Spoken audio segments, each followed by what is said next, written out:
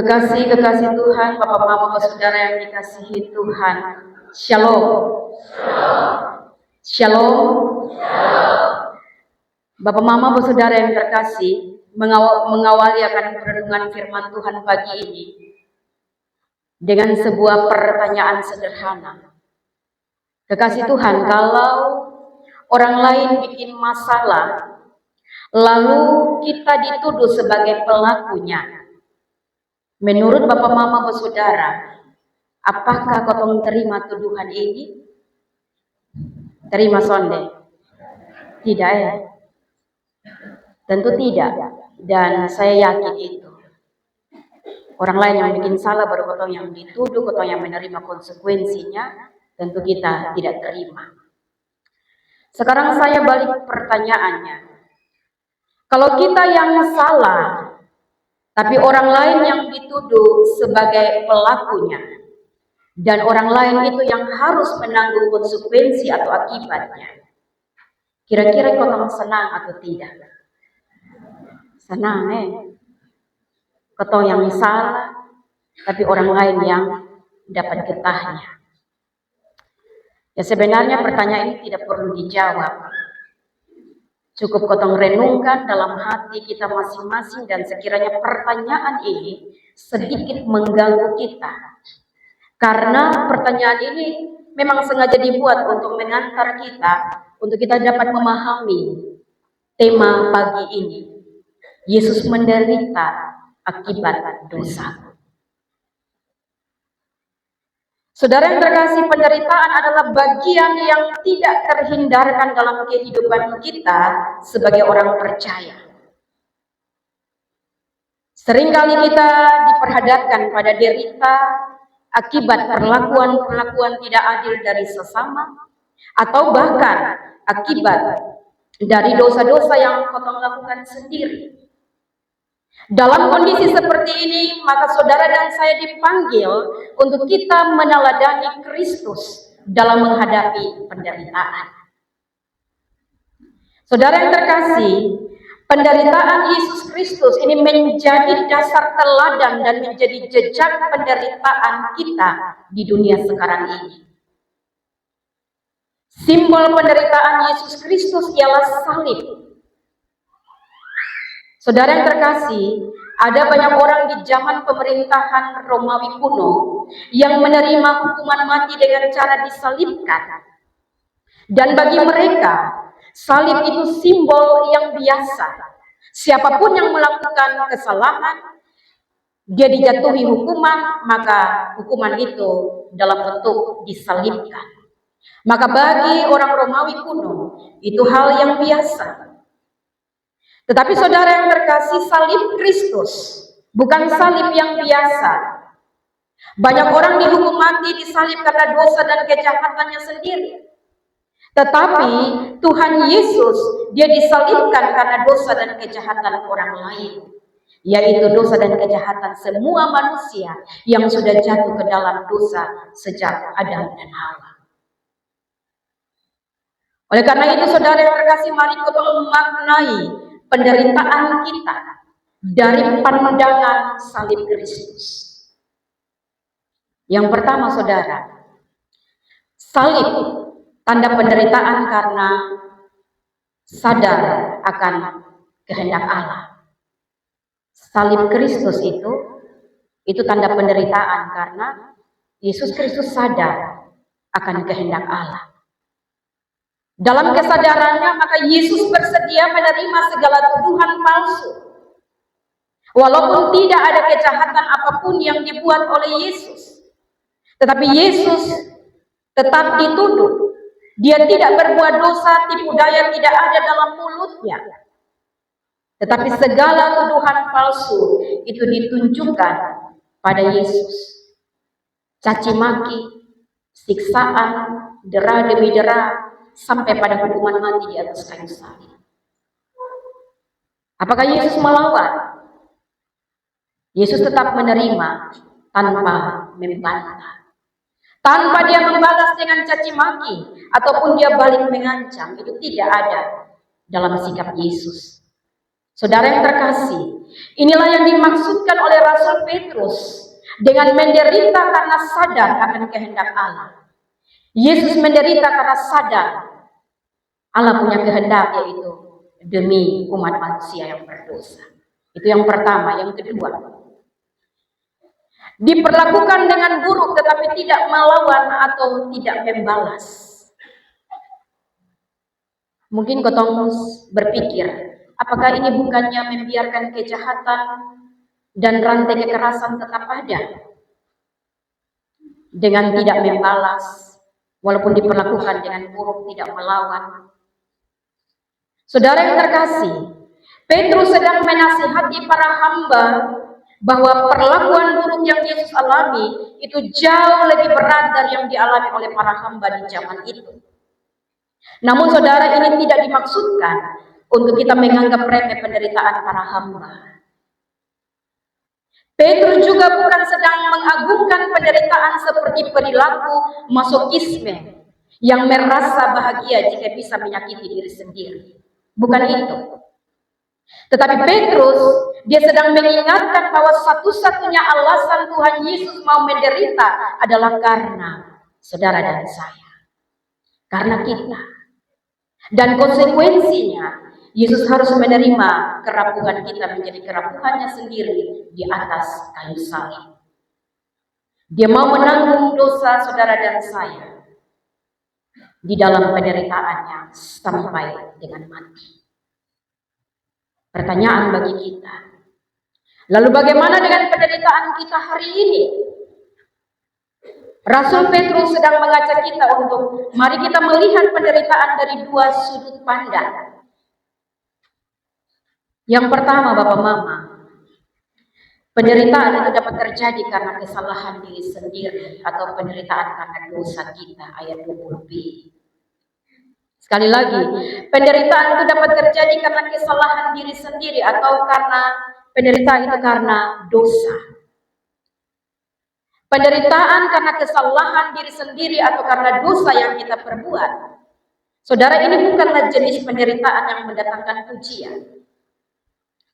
Penderitaan karena dosa adalah penderitaan yang hina dan itu memalukan. Tidak saja bagi diri sendiri tetapi juga bagi keluarga besar. Contohnya, orang yang dipenjarakan karena dia mencuri. Orang yang dipenjarakan karena dia memperkosa. Dia berkelahi, melakukan kekerasan dalam rumah tangga, membunuh, dan perbuatan jahat lainnya. Saudara yang terkasih, penderitaan karena kesalahan sendiri tidak boleh dipandang sebagai sebuah kehormatan atau sebuah kebanggaan. Atau patutkah kita berbangga karena sudah berhasil masuk bongkar orang ke rumah dan mendapat meraup harta yang banyak? Apakah itu menjadi sebuah kebanggaan? Ataukah berhasil untuk keroyok satu perempuan atau memperkosa? Apakah itu sebuah satu kebanggaan? Terjadi kekerasan dalam rumah tangga, KDRT, baik itu suami terhadap istri maupun istri terhadap suami. Lalu kemudian karena kalau dilapor, lalu kotong bilang itu kotong urusan rumah tangga. Tetapi KDRT, kekerasan dalam rumah tangga, itu sudah ada dalam undang-undang. Kalau dilapor maka pasti polisi akan datang membawa kotong sudah untuk ditanyai kita dan kemudian konsekuensinya adalah menjalani hukuman. Apalagi membunuh. Saudara yang terkasih, kemarin ada mayat yang ditemui di Penkase, itu sadis sekali, lehernya putus. Kota Kupang adalah kota kasih, tetapi susah di tempat-tempat yang jauh yang kotong pikir itu hanya terjadi di tempat daerah-daerah yang jauh di luar NTT ini. Karena bagi kita, kotong orang timur, orang-orang bagian timur ini orang-orang yang keras, tetapi adalah orang-orang yang berhati kasih. Namun kotong menemukan mayat lagi kembali ada di bilik kasih. Nah, saudara-saudara yang terkasih, apakah dengan perbuatan-perbuatan demikian, perbuatan-perbuatan jahat ini, patutkah menjadi sebuah kehormatan dan kebanggaan? Jika kita menderita karena kesalahan dan dosa sendiri, langkah tepat yang harus diambil adalah akuilah dosa kepada Tuhan dan bertobat. Tuhan akan mengampuni dan menolong setiap orang yang akui dosa dan yang mau bertobat. Setelah langkah pertobatan diambil, maka berlakulah setia kepada Tuhan. Caranya, hiduplah dalam persekutuan dengan Tuhan dan taat melakukan firman Tuhan. Orang yang hidup mau bersatu dalam satu persekutuan dengan Tuhan, ketika dia mau melakukan kejahatan, dia akan pikir panjang. Ini beta sudah melanggar titah Tuhan. Ini beta sudah melanggar kasih, larangan dari Tuhan. Oleh sebab itu saudara, supaya kita tidak terjatuh lagi dalam berbagai-bagai kejahatan dunia ini, hiduplah bersekutu dengan Tuhan. Bersatu padulah dengan Tuhan. Lakukanlah Tuhan firman. Bagaimana kau dapat melakukan Tuhan firman? Baca itu firman. Adalah dalam setiap persekutuan supaya telinga kita dapat mendengar kebenaran firman Tuhan. Dia turun di hati, tersimpan di hati. Jadi ketika kita mau melakukan kejahatan, firman Tuhan memberikan alarm bagi kita. Lalu berdoalah kepada Tuhan. Mohon Roh Kudus untuk memberikan kekuatan sekaligus melepaskan diri kita dari penderitaan itu. Penderitaan pasti kita jalani karena konsekuensi yang tadi dosa yang telah kita lakukan. Tetapi bagi orang yang benar-benar mau bertobat dan datang kepada Tuhan, pasti dia akan terlepas dari penderitaan itu. Itu penderitaan versi dari pandangan kita, yaitu dari kesalahan diri sendiri. Yang kedua, penderitaan bukan karena kesalahan sendiri, ayat yang ke-19 dan 20b. Saudara yang terkasih, jenis penderitaan ini terjadi karena perlakuan yang tidak adil atau yang jahat dari orang lain. Orang melakukan kebenaran, tetapi dia dibenci, dia dicaci maki, dia dianiaya, dia ditangkap dan dia dipenjarakan, bahkan dibunuh. Maka saudara, jenis penderitaan ini sering dihadapi para budak Kristen karena perlakuan jahat dari para majikan. Penderitaan yang kita alami bukan karena kesalahan kita, tapi oleh perlakuan jahat sesama. Ini harus kita anggap sebagai kasih karunia Allah bagi hidup kita. Dan saudara, jenis penderitaan ini akan mendatangkan berkat jika kita menjalani dengan tabah dan setia. Saudara yang terkasih, ini memang berat. Kalau tadi saya kotong bilang orang lain membuat salah lalu kita yang dituduh, kotong sudah menerima. Apalagi ini kalau kotong sudah berbuat baik, sudah berbuat benar, lalu kemudian kotong difitnah, dicaci maki, kita dituduh ini dan itu, pasti kotong akan berontak. Tetapi Rasul Petrus mau bilang hari ini bahwa jenis penderitaan ini adalah jenis penderitaan untuk kita mendapatkan mahkota. Bapak Mama, Bapak Saudara yang terkasih, saya punya satu kesaksian. Ini di tempat yang lama, tempat pelayanan yang lama. Saya melayani doa orang-orang sakit. Satu kali melayani satu orang sakit, lalu kemudian sudah tahu bagaimana dia bercerita dan kemudian berbondong-bondonglah orang sakit atau orang yang punya pergumulan datang dan berdoa di rumah pastori. Pada akhirnya artinya banyak orang yang datang dan kemudian di satu kampung itu ada orang yang dia merasa bahwa itu dia punya mata pencaharian, bahwa orang lain juga bisa datang di dia tetapi diberikan tarif, diberikan biaya. Tetapi kemudian orang-orang tidak pergi lagi ke dia. Maka sudah pasti tidak ada masukan, tidak ada pemasukan. Maka kemudian pada akhirnya saya difitnah, saya dilapor ke Klasis, dilapor ke desa, tembusan ke camat, tembusan ke Klasis, dan saya dipanggil. Lalu saya bilang, gue salah nih. Orang datang minta untuk layani doa. Iya, karena ini adalah laporan bahwa sudah banyak orang yang datang di pastori dan itu mengganggu. Nah, Bapak Mama, Bapak Saudara yang terkasih, ketika saya dilapor dan saya menghadap, saya menangis karena ikut Tuhan, ini beta berdoa, maksudnya membantu orang untuk berdoa, dan ini bagian dari tugas saya. Lalu kenapa saya difitnah? Tetapi kemudian ada satu orang tua yang datang bilang, Ibu Pendeta, itu mahkota untuk Ibu Pendeta. Jadi saya bilang, maksudnya Bapak? Ya, tidak semua orang mendapat hal yang seperti ini. Kalau membuat kebaikan, membuat satu hal yang benar, tetapi kemudian difitnah, lalu minta untuk keluar dari pastori. Lalu saya bilang, saya akan keluar dari pastori kalau ada surat dari sinode, karena saya ditempatkan di sini berdasarkan SK sinode. Saya tidak akan keluar. Bahkan ada yang bilang, tidak boleh naik mimbar lagi. Kalau naik mimbar maka kami akan tarik turun dari atas mimbar. Saya berdoa dan saya bilang, apakah itu akan terjadi?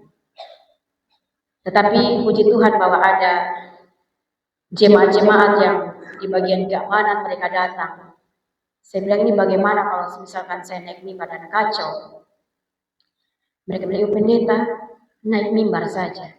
Ada yang macam-macam, kota yang injak dong di batang leher. Jadi saya bilang, Bapak, ya ini Pak Tentara dan Pak Polisi. Bapak Tentara dan Bapak Polisi jamin kok. Kami jamin, kalau ada yang bikin macam-macam, berarti dom leher yang patah. Bapak Mama, Bapak Saudara yang terkasih, saya merasa bahwa kalau misalkan hal itu terjadi, bahkan ada yang bilang bahwa kalau dia macam-macam maka kita akan taruh parang di leher. Bagi saya, oh ini yang dimaksudkan dengan mahkota. Tidak semua orang, tidak semua hamba Tuhan mendapatkan hal demikian. Bapak Mama, Bapak Saudara yang terkasih, ini yang saya maksudkan bahwa ketika kita melakukan sebuah kebenaran, melakukan hal yang baik, lalu kemudian kita difitnah, bahkan diancam untuk nyawa melayang, apakah kita mampu? Apakah kita tidak berontak? Saudara yang terkasih, saya sudah tahu itu kekuatan dapat dari mana. Ketika ada jemaat yang bangun untuk mau blokir mimbar, saya masih pakai toga, saya berdiri dan saya hanya minta Tuhan tolong saya untuk saya tidak menangis. Tetapi yang luar biasa, memang saya tidak menangis dan saya berdiri dan saya tidak akan pernah angkat kaki dari tempat ini sepanjang sinode tidak memberikan SK. Itu tugas saya akan tetap melayani. Tetapi ketika pulang ke rumah dengan toga dan saya berlutut berdoa, ketika saya buka toga, disitulah saya menangis sejadi-jadinya. Seperti ketika di depan jemaat, ada satu kekuatan, saya dipeluk. Tetapi setelah saya membuka jubah, saya menangis, tetapi Tuhan mengirim orang tua yang mengatakan, itu ibu mahkota. Itulah kemuliaan Tuhan yang mau dinyatakan.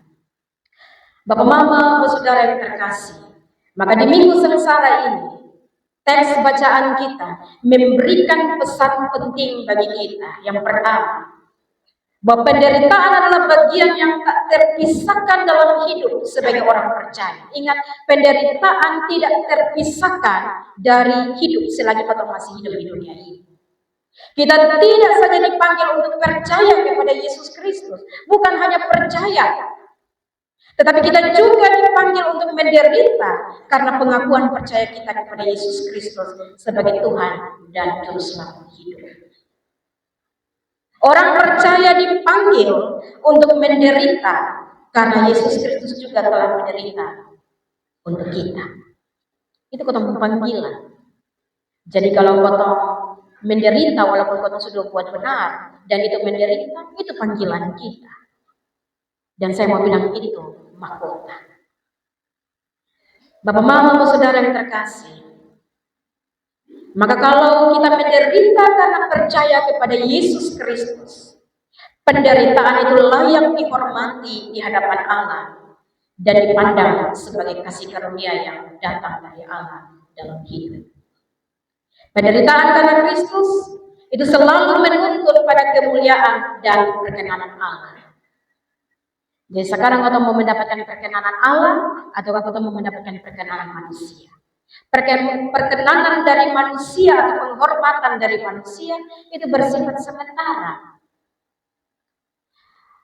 Kalau angin lari kemana, maka banyak orang akan lari ke situ. Kalau kau tetap, maka kau sendiri. Mampukah kita untuk tetap berdiri? Saudara yang terkasih, saya mau bilang, Rasul Petrus mau katakan hari ini bahwa carilah perkenanan Allah, bukan perkenanan manusia. Yang kedua, teladan Kristus dalam menghadapi penderitaan. Penderitaan Kristus harus jadi teladan penderitaan kita. Tuhan Yesus sudah memberikan contoh teladan bagaimana Yesus menghadapi penderitaan. Dia tidak berdosa terhadap para penganiayanya. Dia juga tidak menipu mereka. Dia tidak mengancam mereka atau membalas dendam terhadap mereka. Sebaliknya, Yesus menaruh kepercayaannya kepada Allah, yaitu hakim yang paling utama dan yang paling adil. Maka saudara, dalam menghadapi derita, berilah tempat bagi berlakunya murka Allah dalam hidup bagi mereka yang berlaku jahat kepada kita. Bapak, Mama, Saudara yang terkasih, beda kalau misalkan Bapak Mama seperti yang saya alami. Orang-orang yang sampai mencaci maki saya, lempar pastori, suruh saya harus keluar dari pastori, bahkan maki tentang kependetaan saya. Orang-orang itu ketika saya ini beta sudah mampu untuk ketemu mereka. Kalau ketemu beta harus ke mana? Tetapi yang luar biasanya ketika saya berdoa berlutut dan berdoa dengan jubah, setelah buka dan saya mendapatkan kekuatan, saya bilang saya pulang Kupang. Saya pulang Kupang hari ini, dan ketika saya pulang, bertemulah saya gerombolan orang-orang itu. Mereka sedang rapat di satu rumah. Ketika saya lewat, saya bel dan sempat berhenti, shalom. Maka mereka memutar muka dan ada yang buang ludah. Nah, saudara yang terkasih, bahkan sampai dengan hari ini saya merasa, saya bertanya kepada Tuhan, kok bisa beta sone dendam? Beta sone jengkel? Kalau sedih iya, tetapi untuk tentang jengkel terhadap mereka, itu tidak ada sama sekali. Disitulah saya mengerti bahwa kalau yang benar-benar datang dari Tuhan, pasti kita dimampukan. Dan Bapak, Mama, Saudara yang terkasih, bahkan orang-orang itu ketika mengalami susah, Saya sampai di rumah. Ketika mengalami susah, minta pertolongan, masih ada WA, Ibu Pendeta bisa tolong kami ini. Saya tetap melakukan itu. Sampai saya rasa bahwa Tuhan, itu kebencian ada di mana? Itu dendam ada di mana? Yang dulunya sakit sekali, tetapi itu benar-benar tidak berbekas. Saudara yang terkasih, itu yang luar biasanya ketika Allah menempati ruang-ruang kosong kita.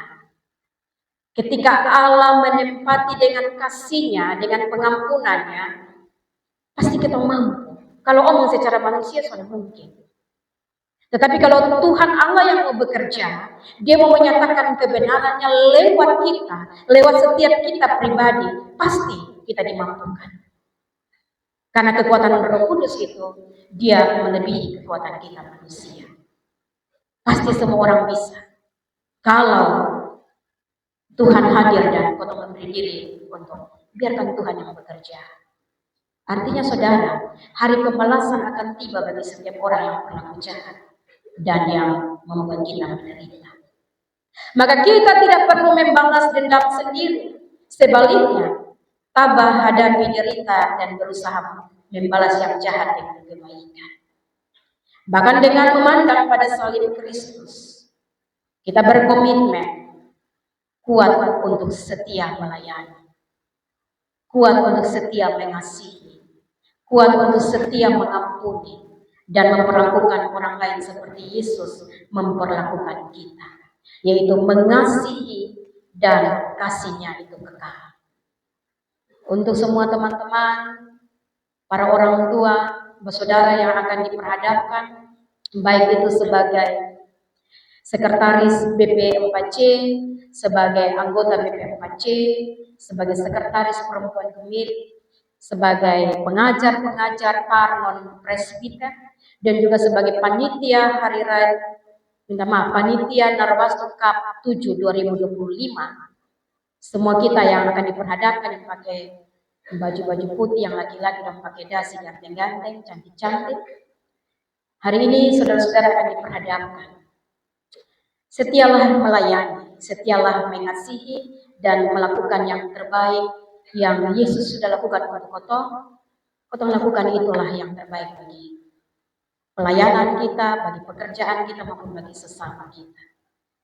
Pasti ada tantangan, pasti ada hal-hal yang kau alami yang itu mengusik akan ketentraman kita.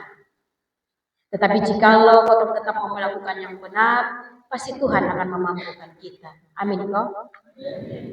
Selamat untuk teman-teman yang akan diperhadapkan banyak-banyak, tetapi jangan yang lain kerja, yang lain tangan. Diperhadapkan banyak-banyak, ini ada dalam porsi masing-masing.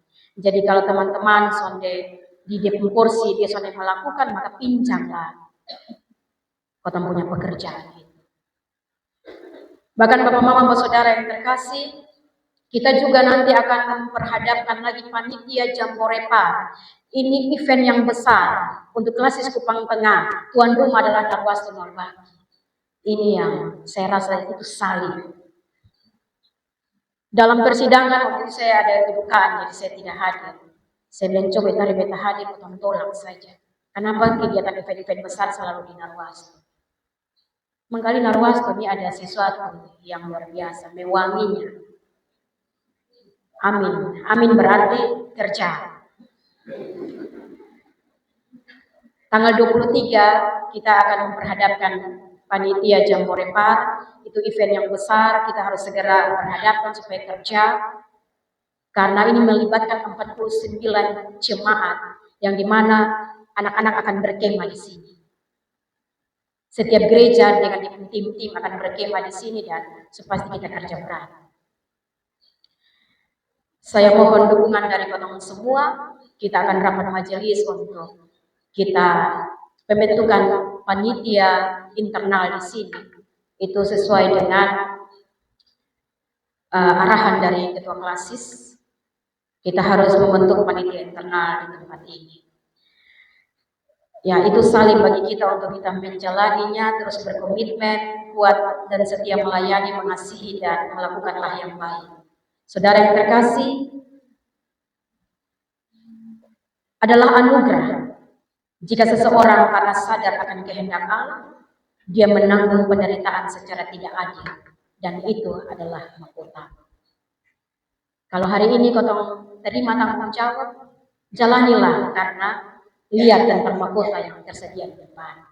Tuhan menolong dan memberkati kita semua. Amin.